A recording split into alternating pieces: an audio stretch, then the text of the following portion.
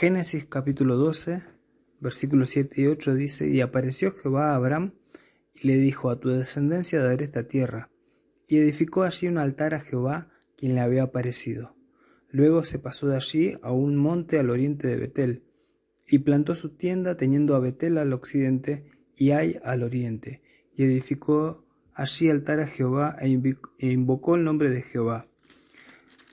Luego en el capítulo 13, versículo 18 dice: Abraham, pues removiendo su tienda, vino y moró en el encinar de Manré, que está en Hebrón, y edificó allí altar a Jehová. No es un detalle menor que la Biblia nos muestre la actitud de Abraham levantando altares a Dios. Un altar es una estructura en la cual se presentan sacrificios o inciensos para Dios. La palabra que usa el Antiguo Testamento nos da la idea de un lugar de matanza, porque deriva de la palabra que significa degollar. Y a lo largo del Antiguo Testamento vemos como varios personajes fueron levantando altares a Dios. Génesis 4:26 dice que después de la caída, después de la muerte de Abel, y cuando la tierra se estaba llenando de personas pecadoras, dice ese versículo que entonces los hombres comenzaron a invocar el nombre de Jehová. Y si lo leemos así que de corrido como dice la Biblia, podemos pensar que es algo bueno, que es algo positivo, pero es todo lo contrario. Ese verbo invocar de Génesis 4:26 puede traducirse también como profanar. Ese fue el inicio de la apostasía en aquellos tiempos, por lo que ese versículo marca algo malo, pero acorde a la nueva naturaleza del hombre caído.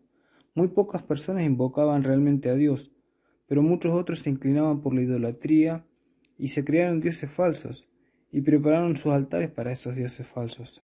Abraham salió de una ciudad pagana, Ur de los Caldeos, como todas. No es que había un pueblo que se dedicara exclusivamente a la adoración a Dios. Unos comentaristas dicen que Abraham no era un hombre politeísta, sino que era enoteísta, que significa que creía en varios dioses, pero solo uno de ellos era digno de adoración. Lo cierto es que Dios llamó a Abraham y Abraham obedeció, en parte primero, pero en esa relación con Dios fue fortaleciendo su fe y su obediencia a Dios.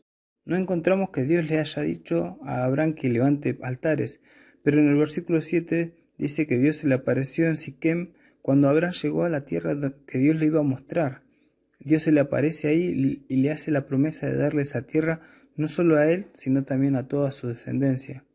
Esa promesa motivó a que Abraham haga un altar y que sacrificara a Jehová, como adoración, como gratitud, pero también como un recuerdo de que en ese lugar se le apareció Dios y recordar también la promesa que Dios le dio. Los ojos de la fe se estaban abriendo para este patriarca. El hermano Pedro Fuentes escribió que cada vez que vemos un altar levantado en el Antiguo Testamento, se encuentra allí un corazón abierto para Dios, inclinado en adoración y lleno de profunda gratitud y reconocimiento. Eso es lo que vemos en el primer altar de Abraham. Luego Abraham descendió un poco más hacia el sur y puso su tienda entre Betel y Ai, y edificó otro altar en ese lugar, pero ahora dice que invocó el nombre de Jehová. Ya no era un profanar el nombre de Jehová, sino que era una correcta adoración a Dios, un Dios conocido, un Dios vivo y verdadero que tenía relación con él. Este invocar el nombre de Jehová es una forma de oración, de llamar por su nombre. Y sobre este altar es que después Abraham vuelve, después de su paseo por Egipto, para pedir perdón y reconciliarse también con Dios. Porque no fue nada bueno lo de Egipto. Incluso los bienes y los siervos que trajo de ese lugar después le traerían problemas. En Egipto no hay adoración, en Egipto no hay comunión con Dios, en Egipto no hay gratitud y no hay altares. Abraham vuelve nuevamente al altar que había levantado entre Betel y Ai. Este altar puede significar las luchas del cristiano, una lucha entre el nuevo hombre y los deseos de la carne. Betel significa casa de Dios y Ai significa ruinas, y son las consecuencias de nuestras luchas. O nos acercan a Dios cuando salimos victoriosos, o nos llevan a la ruina cuando tomamos malas decisiones. Luego continúa la historia y vemos que Abraham se separa de su sobrino Lot, y Dios nuevamente se le aparece y le repite las promesas, y le ordena al patriarca que recorra la tierra que él le estaba regalando, y así hace Abraham hasta que llega al encinar de Manré. Ese fue el lugar de residencia de Abraham. En ese lugar Abraham vivió entre 15 y 25 años. En este lugar encontramos el tercer altar. Dios se le apareció 2 veces en ese lugar. Ahí es cuando también reciben a los 3 varones en Génesis capítulo 18. Y sobre ese altar debió sacrificar continuamente, ya que ese era el lugar de residencia. Por eso, si observamos estos altares, llegamos a la conclusión que un altar es un lugar de adoración, un lugar de gratitud, un lugar de oración, de perdón y de comunión. Si lo tenemos que aplicar en nuestra vida, ¿qué sería? ¿Qué es un altar para nosotros? Y encontramos que el altar para nosotros es nuestro corazón. Es ahí donde nacen también la adoración, la gratitud, la oración, la necesidad de pedir perdón y el de buscar la comunión con el Señor. En nuestro corazón o en nuestro altar debemos sacrificar continuamente a Dios la adoración que Él merece. Naturalmente, siendo pecadores, estamos inhabilitados para hacerlo directamente.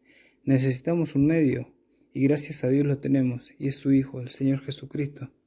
Y es gracias a Él que Dios nos hace nuevamente sacerdotes para Él, como dice 2 de Pedro 2:9. Y a lo largo del Nuevo Testamento encontramos que debemos sacrificar, no como hacían antiguamente con animales, son sacrificios espirituales, como dar la alabanza, dice Hebreos 13:15, así que ofrezcamos siempre a Dios por medio del sacrificio de alabanza, es decir, frutos de labios que confiesan su nombre. Tenemos que hacer el bien y ayudar a otros. Dice, y de hacer bien y de la ayuda mutua, no os olvidéis, porque de tales sacrificios se agrada a Dios. Hebreos 13:16. Debemos sacrificar nuestros cuerpos, Romanos 12:1, como una ofrenda viva para Dios y no para el pecado. Debemos ser santos y agradables a Dios. Debemos ofrecer sacrificio también con las cosas materiales. Pablo en Filipenses 4:18, cuando él agradece por la ofrenda recibida, él dice que recibió de Epafrodito lo que ellos enviaron y dice como olor fragante, sacrificio acepto, agradable a Dios. Y toda nuestra vida debe ser un sacrificio. Como dice Gálatas 2:20, no vivir para nosotros, para nuestros deseos o nuestros intereses, sino buscar los deseos de Dios, que es lo que Dios quiere. Por eso, para meditar en esta mañana, ¿qué altar debemos arreglar en nuestra vida? Por la falta de uso, esos altares debían reedificarse para usarlos nuevamente. Y muchas veces vamos dejando de presentar sacrificios en los altares del corazón. Adoración, gratitud, oración, perdón o comunión. ¿En qué debemos sacrificar? ¿En qué debemos fortalecernos para que podamos ser verdaderos adoradores que adoran a Dios en espíritu y verdad? Abraham, a través de esos altares, llegó a ser padre de la fe y amigo de Dios. Por eso nosotros en nuestro caminar con Dios debemos seguir presentando estos sacrificios espirituales y que Dios reciba la gloria y la honra que Él se merece.